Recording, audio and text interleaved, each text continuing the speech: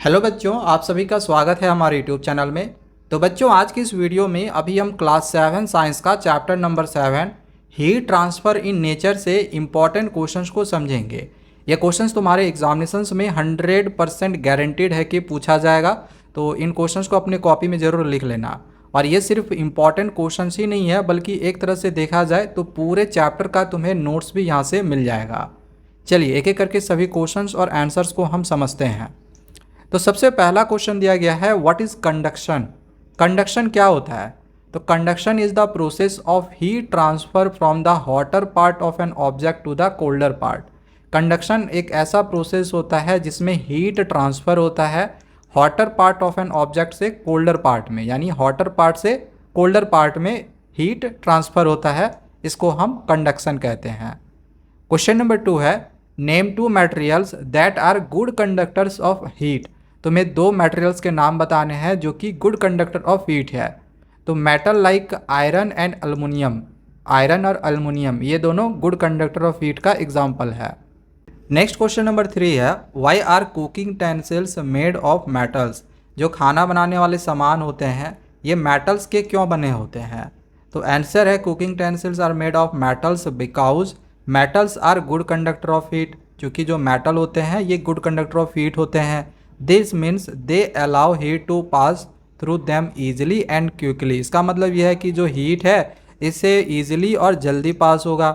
As a result food cooks faster. तो इससे क्या होगा कि जो फूड है वो तेज़ी से कुक होगा। नेक्स्ट अब आगे क्वेश्चन नंबर 4 को समझते हैं। 4 नंबर आगे दिया गया है, why do woollen fabrics keep us warm. जो वूलन के फैब्रिक्स होते हैं यानी जो वूलन कपड़े होते हैं ये हमें गर्म कैसे रखते हैं या क्यों रखते हैं? तो बिकॉज वूलन ट्रैप्स एयर। जो वूलन के जो भी कपड़े होते हैं या फिर जो भी ऊल होता है ये एयर को ट्रैप करता है यानी रोक देता है। And air is poor conductor of heat. और जो एयर होता है वो पुअर कंडक्टर ऑफ हीट होता है। एंड यही कारण है कि जो वूलन फैब्रिक्स होते हैं ये हमें गर्म रखते हैं। इसका आगे मैं तुम्हें एक्टिविटी भी बताने वाला हूँ, लास्ट तक देखते रहना। आगे क्वेश्चन नंबर 5 है, how do hollow bricks help to keep house warm in winters and cool in summers. जो हॉलो ब्रिक्स होते हैं वो कैसे हेल्प करता है हाउस को विंटर में वार्म रखने का, यानी ठंड के मौसम में गर्म रखने का, और समर के मौसम में ठंडा रखने का। हॉलो ब्रिक्स कैसे हेल्प करता है? तो जो हॉलो ब्रिक्स होते हैं ये एयर को ट्रैप करते हैं अंदर में। Since air is a poor conductor of heat, और जो एयर होता है ये पुअर कंडक्टर ऑफ हीट होता है, तो इट प्रिवेंट्स हीट ट्रांसफ़र। तो हीट की जो ट्रांसफ़र होती है वो नहीं हो पाती है। कीपिंग हाउसेज वार्म, एंड इसके वजह से जो हाउस होता है ये विंटर में वार्म रहता है और समर के दौरान कूल रहता है। मतलब कुछ लोग क्या करते हैं, घर बनाने टाइम हॉलो ब्रिक्स का यूज़ करते हैं। इससे घर जो होता है गर्मी के मौसम में ठंडी होती है और ठंड के मौसम में गर्म रहता है। नेक्स्ट अब आगे क्वेश्चन नंबर 6 है, why does smoke go up from burning firewood. Smoke यानी कि जो धुआं होता है ये जब कोई चीज़ जलता है, लकड़ी या फिर कोई भी चीज़ जलता है, तो वो ऊपर की ओर क्यों जाता है? ऐसा तुमने कई बार नोटिस करा होगा स्मोक को ऊपर जाते हुए। तो smoke goes up from burning firewood because the fire heats the air around it. क्योंकि जो फायर होता है उससे एयर वहाँ का गर्म हो जाता है, और जब एयर गर्म होती है ना तो एयर हल्का हो जाता है। वही चीज़ आगे लिखा गया है कि this hot air becomes lighter. और जो हॉट एयर होती है ये हल्की हो जाती है। एज अ रिजल्ट, तो इसका परिणाम ये निकलता है कि जो हॉट एयर होता है अलॉन्ग विथ स्मोक वो अपवर्ड डायरेक्शन में उड़ने लगता है। ठीक है। नेक्स्ट अब आगे क्वेश्चन नंबर 7 है, what happens to air when it is heated. जब एयर गर्म होता है तो क्या होता है? तो व्हेन एयर इज़ हीटेड, जब एयर गर्म होता है तो एयर एक्सपेंड भी करता है और लाइटर यानी कि हल्की भी होती है। क्वेश्चन नंबर 8 है, what happens to a partially inflated balloon when kept in the sun. Partially inflated balloon का मतलब होता है कि अगर बैलून को आधा या थोड़ा सा फुलाकर सन के प्रेजेंस में रखा जाए, सामने अगर सन की लाइट पड़े तो फिर क्या होता है? तो द एयर इनसाइड इट, जो बैलून के अंदर जो एयर होगा वो एक्सपेंड करेगा और जो बैलून होगा वो बड़ा हो जाएगा। ऐसा क्यों हुआ? क्योंकि एयर, जब हम सन के लाइट में बैलून को रखें तो एयर, बैलून के अंदर का जो एयर है वो हीट होगा, और हीट होगा तो एयर एक्सपेंड करता है। तो इससे क्या होगा कि जो बैलून है वो हमें बड़ी दिखेगी। अगला क्वेश्चन नंबर 9 है, why does incense stick smoke rise up. Incense stick का मतलब जो अगरबत्ती होती है, इसको जलाने पे, अगरबत्ती को जलाने पे जो इसका जो स्मोक होता है वो ऊपर की ओर क्यों जाता है? इस चीज़ को तुमने कई बार नोटिस भी करा होगा। तो because the smoke is warm, क्योंकि जो स्मोक होता है वो तो वार्म होती है, and lighter than the surrounding air. तो सराउंडिंग एयर, जो आसपास की जो एयर्स होती है उससे हल्की हो जाती है, क्योंकि आसपास की जो एयर होगी वो तो ठंडी होगी। ठंडी हवा जो होती है वो नीचे जाती है और हल्की हवा जो होती है ऊपर जाती है। ठीक है, तो यही कारण है कि जो इंसेंस स्टिक के जो स्मोक होंगे वो ऊपर जाते हुए नजर आएंगे। अगला क्वेश्चन है व्हाट इज कन्वेक्शन। कन्वेक्शन क्या होता है? तो convection is the process of heat transfer in liquids and gases. Convection एक ऐसा प्रोसेस होता है जिसमें हीट का ट्रांसफर होता है लिक्विड और गैसेस में। जैसे एक और यहाँ पर पॉइंट दिया गया है कि वार्म पार्टिकल्स राइज अप, जो वार्म पार्टिकल्स होते हैं वो राइज अप होते हैं, और जो कूलर पार्टिकल्स होते हैं ये मूव डाउन होते हैं, जो कि अभी मैंने ऊपर में भी बताया। This creates a circular flow, इसके वजह से एक सर्कुलर फ्लो भी क्रिएट होता है जिसे हम कन्वेक्शन करंट कहते हैं। तो अगर पूछा जाए कन्वेक्शन करंट क्या होता है, तो यहाँ से यहाँ तक तुम लिख सकते हो कि वार्म पार्टिकल्स राइज अप होता है और जो कूलर पार्टिकल्स होते हैं ये मूव डाउन होते हैं, इससे एक सर्कुलर फ्लो क्रिएट होता है, इसी को हम कन्वेक्शन करंट कहते हैं। नेक्स्ट अब आगे क्वेश्चन नंबर 11 है वाई इज सैंड और soil hotter than water during the day but cooler at night near a beach. किसी बीच के सामने में दिन में क्या होता है कि सैंड और सॉइल पानी से गर्म रहता है। जो रेत और मिट्टी होते हैं ये पानी से गर्म रहते हैं दिन में, लेकिन रात में यही जो सैंड और सॉइल होते हैं ये पानी से ठंडे होते हैं। तो ऐसा क्यों है? क्योंकि आंसर दिया गया है ड्यूरिंग द डे, दिन में क्या होता है कि जो सैंड और सॉइल्स होते हैं ये तेज़ी से हीट होते हैं, जल्दी हीट होते हैं। ऐसा क्यों? Because it absorbs heat quickly, क्योंकि ये हीट जल्दी से एब्जॉर्ब कर पाते हैं सैंड और soils, and does not store it for long time, और ये लंबे समय तक ना इस हीट को स्टोर करके नहीं रख पाते हैं। इस वजह से ये वाटर से ज़्यादा हॉटर होते हैं, पानी से ज़्यादा गर्म होते हैं दिन में। बट अगर हम रात की बात करें तो सैंड और सॉइल लूजेज हीट क्विकली। जो सैंड और सॉइल होते हैं ये जो भी हीट हुए थे अपने हीट को जल्दी ये लूज़ करने लगते हैं, and cools down faster than water, और ये वाटर से जल्दी ठंडे होने लगते हैं। वाटर लूजेज हीट स्लोली, जो वाटर होता है वही जो वाटर होता है ना ये धीरे धीरे हीट को लूज़ करता है। वहीं जो सैंड और जो सॉइल था वो हीट को तेज़ी से लूज़ कर रहा था, लेकिन वाटर हीट को धीरे धीरे लूज़ करता है। So it stage warmer for longer, इस वजह से ये ज़्यादा लंबे समय तक गर्म रह पाता है। दैट्स वाई एट नाइट, इस वजह से रात में क्या होता है कि सैंड और सॉइल कूलर होता है वाटर से। समझ में आ गया होगा? चलो आगे बढ़ते हैं। नेक्स्ट अब आगे क्वेश्चन नंबर 12 है what is a sea breeze. Sea breeze क्या होता है? तो a sea breeze is cool air that blows from the sea towards the land during the day.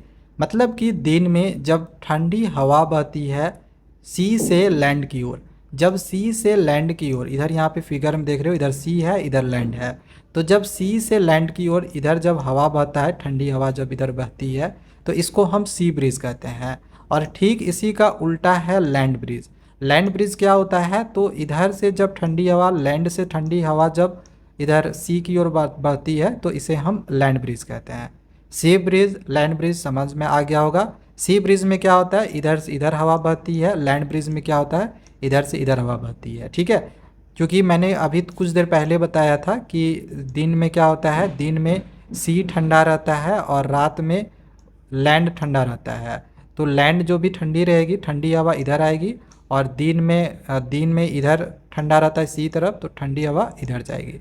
समझ में आ गया? चलो आगे बढ़ते हैं।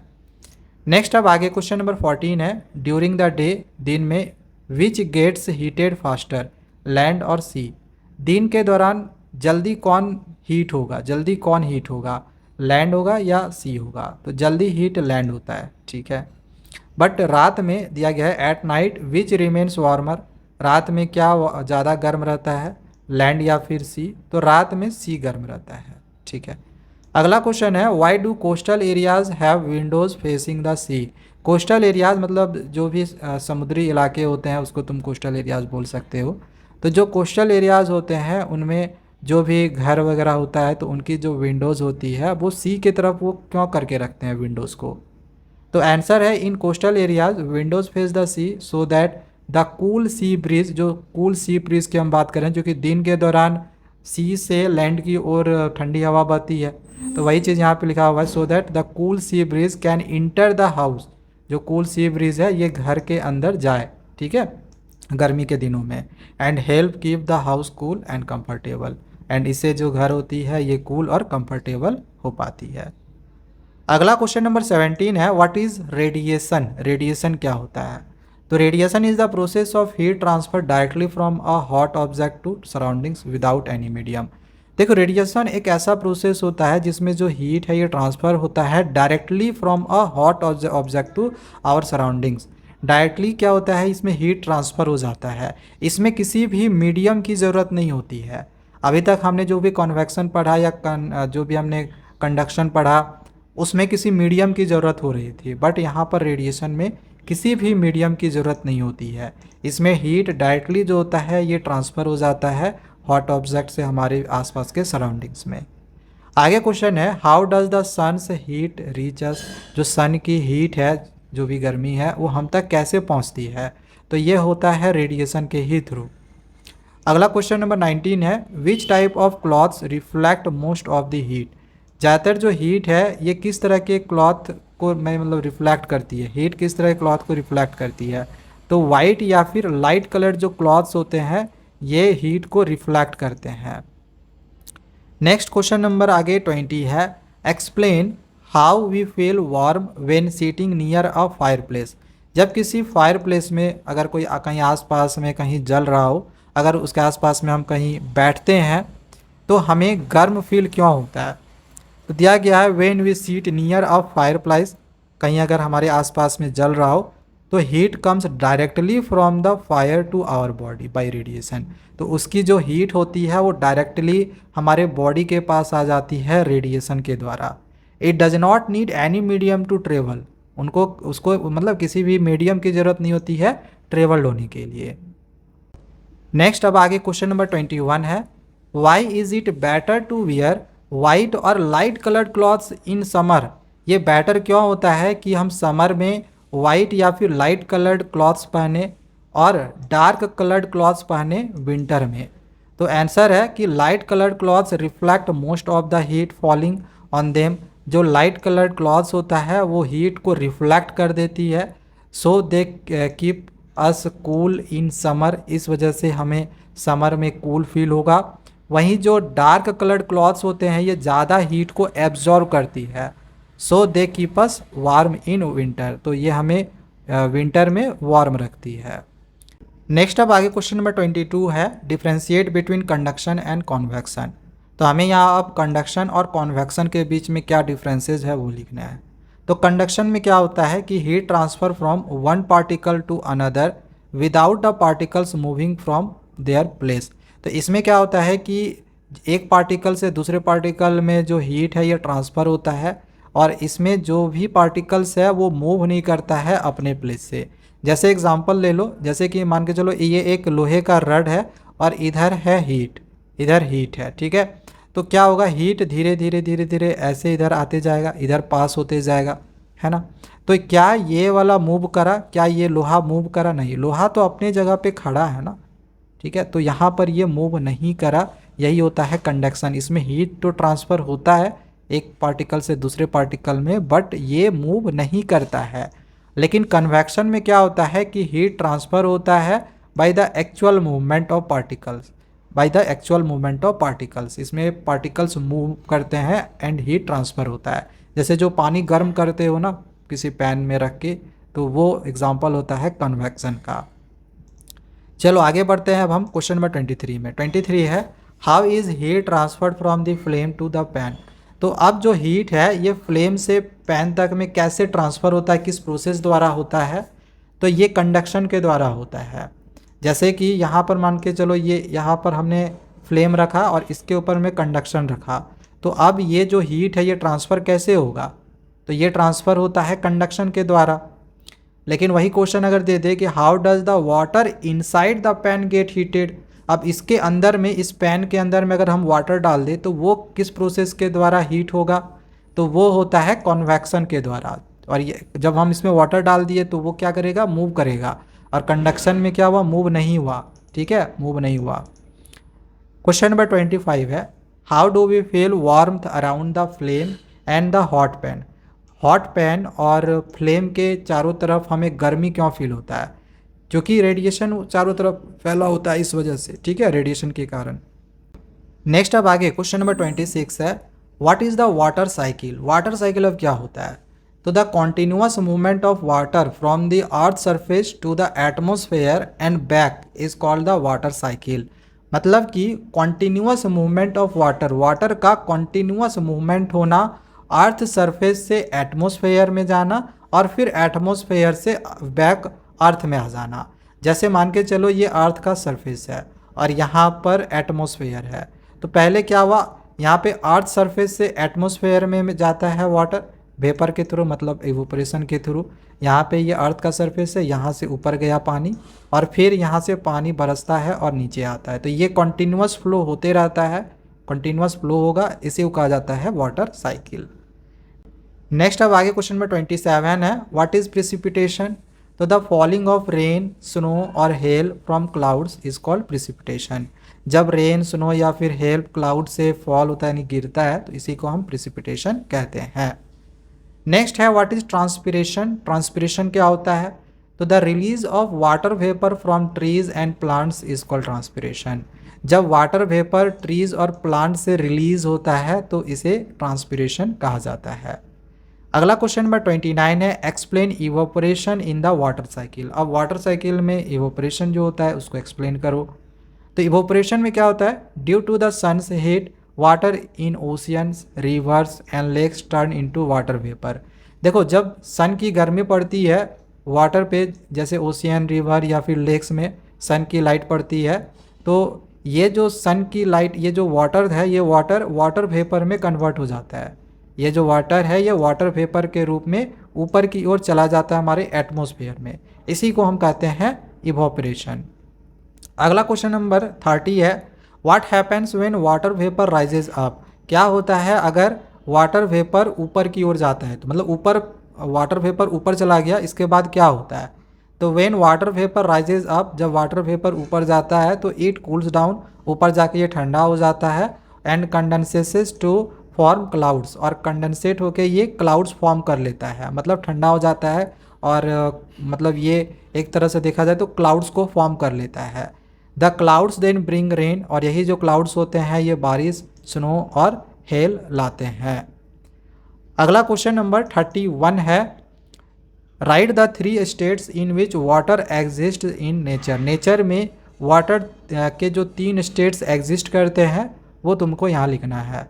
तो water exist is as a liquid, जैसे कि रिवर्स और लेक्स में है, एज अ सॉलिड जो कि स्नो और ग्लेशियर्स में पाया जाता है, और गैस जो कि वाटर वेपर के फॉर्म में पाया जाता है। तो ये वाटर के 3 स्टेट्स हैं। क्वेश्चन नंबर 32 है, अब इसमें हमें वाटर साइकिल को पूरा एक्सप्लेन करना है। तो इसमें करना क्या है, सबसे पहले तुम्हें वाटर साइकिल का डेफिनेशन लिख देना है, जो कि मैंने अभी बताया कि कॉन्टीन्यूअस जो भी वाटर की मूवमेंट होती है, पहले अर्थ के सरफेस से एटमॉस्फेयर में जाता है, फिर एटमॉस्फेयर से अर्थ में आता है, और ये प्रक्रिया बार बार होते रहती है। तो ये जो कॉन्टीन्यूअस मूवमेंट होती है इसको वाटर साइकिल कहते हैं। अब इवोपरेशन के बारे में भी जैसे मैंने अभी कुछ देर पहले बताया कि सन की जो हीट है ये वाटर में पड़ती है, ये जो water like ocean, rivers, lakes यहाँ सब में पड़ती है। तो अब यही जो वाटर होता है वाटर वेपर के फॉर्म में एटमॉस्फेयर में चला जाता है, इसी को हम कहते हैं इवोपरेशन। इसके बाद फिर होता है कंडेंसेशन। कंडेंसेशन में क्या होता है कि as the water vapour rises, अब जैसे ही जो वाटर वेपर ऊपर गया तो it cools down in the atmosphere, atmosphere में जाके वो ठंडा हो जाता है, और फिर वो टीनी वाटर ड्रॉपलेट्स के रूप में फिर से बैक नीचे हमें मिलता है। This water droplets came together to form clouds, और यही जो वाटर ड्रॉपलेट्स होते हैं ये मिलकर क्लाउड्स फॉर्म करते हैं। इस प्रोसेस को हम कंडेंसेशन कहते हैं।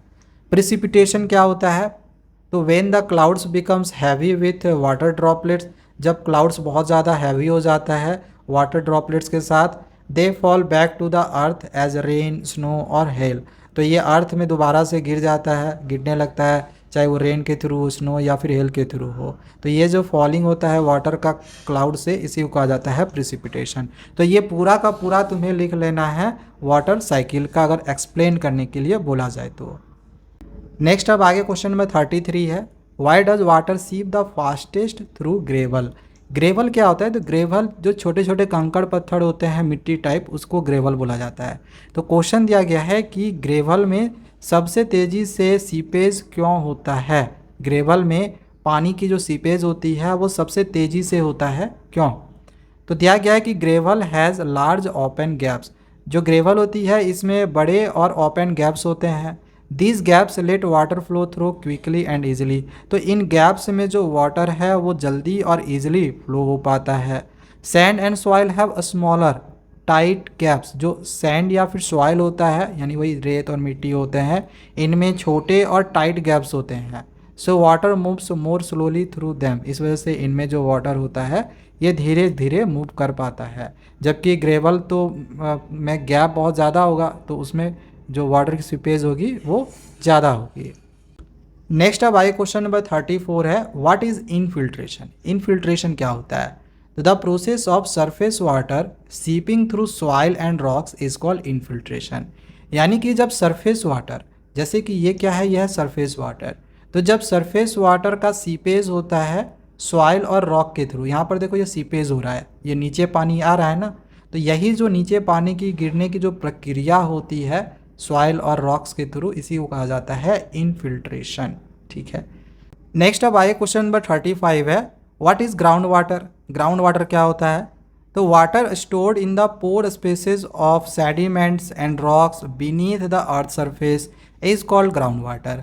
मतलब कि अर्थ सरफेस के नीचे, अर्थ सरफेस के नीचे, जैसे ये अर्थ का सरफेस हो गया, तो इसके नीचे में सेडिमेंट्स का मतलब एक प्रकार का सॉइल होता है, मतलब एक प्रकार की मिट्टी होती है। तो सेडिमेंट और रॉक के बीच में ना कुछ पोर स्पेसेस होते हैं, मतलब कि होल्स वगैरह होते हैं, जैसे कि यहाँ पर भी मैंने इस चीज़ को बताया था। तो उन होल्स में क्या होता है, पानी स्टोर होने लगता है, पानी जमा होने लगता है, इसी को हम ग्राउंड वाटर कहते हैं। ठीक है, मतलब कि अर्थ के सरफेस के नीचे, अर्थ सरफेस के नीचे में पानी जमा होना, उसी को कहा जाता है ग्राउंड वाटर। ठीक है, चलो आगे बढ़ते हैं। नेक्स्ट अब आगे क्वेश्चन नंबर 36 है, व्हाट आर एक्वीफर्स। एक्वीफर्स क्या होते हैं? तो layers of rocks and sediments that store ground water. जो रॉक और सेडिमेंट्स है जहाँ पर ग्राउंड वाटर स्टोर होता है पोर स्पेसेस में, उसी को कहा जाता है एक्वीफर्स, मतलब उसके लेयर को कहा जाता है एक्वीफर्स। यहाँ पर ये जो लेयर तुम दिखाई दे रहे हो जहाँ पर ग्राउंड वाटर स्टोर हो रहा है, इस लेयर को कहा जाता है एक्वीफर्स। तो बस यहाँ पर अभी मैंने जितने क्वेश्चंस करवाए हैं इतने क्वेश्चंस एनफ हैं। इससे ज़्यादा क्वेश्चंस और कुछ बनेगा ही नहीं, क्योंकि हमने पूरे चैप्टर से जो भी क्वेश्चंस पॉसिबल थे वो मैंने सारे यहाँ पर करवा दिए हैं। बाकी अगर अदर चैप्टर के भी तुम्हें इसी तरह के क्वेश्चंस, इंपॉर्टेंट क्वेश्चंस देखने होंगे या नोट्स चाहिए होगा, तो चैनल को सब्सक्राइब करके रख लेना। Thank you, bye bye.